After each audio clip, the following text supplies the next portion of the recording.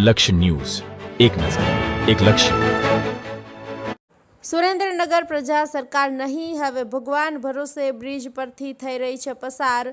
Surendranagar Rajkot bypass રોડને જોડતો પુલ જર્જરિત થયો છે.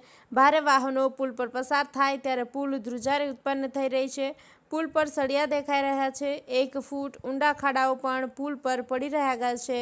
અનેક વખત જર્જરિત પુલનું સમારકામ કરવામાં આવ્યું છે. મોટી દુર્ઘટના સર્જાય તે પહેલાં જ પુલનું ટેસ્ટિંગ કરવામાં આવે તે ખૂબ જ જરૂરી છે. મોટી દુર્ઘટના સર્જાય તે પહેલાં ટેસ્ટિંગની માંગ ઉઠવા પામી છે. રોજના 2000થી વધુ વાહનો પુલ પરથી પસાર થઈ રહ્યા છે. તેને લઈને મોટી દુર્ઘટના સર્જાય તો તે પહેલાં જ ટેસ્ટિંગની માંગ ઉઠવા પામી છે. બ્રિજેશ ત્રિવેદી, સુરેન્દ્રનગર. ભાઈ, હું અહીંયા ગણપતિએ જ રહું છું અને છેલ્લા 20 વર્ષથી અહીં રહું છું. મારી બેબીને હું અહીં 4 વાર લેવાનું મૂકવા જાઉં છું નિશાળથી.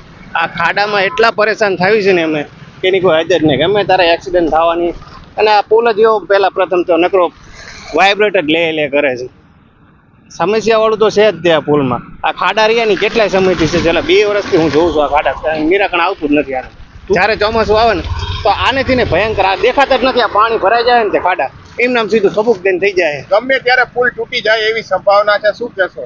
હા, એવું તો લાગે જ છે, પણ અમારે તો હવે શું કરવું? મારી બેબી અહીંયા ભણે છે સામે કાંઠે ડેરીએ, તો એને લેવા મૂકવા તો જવામાં અમારે આ એક જ પુલ છે. શું માંગ છે તંત્ર પાસે? બસ આ થોડું રિપેરિંગ કરે તો સારું કામ છે.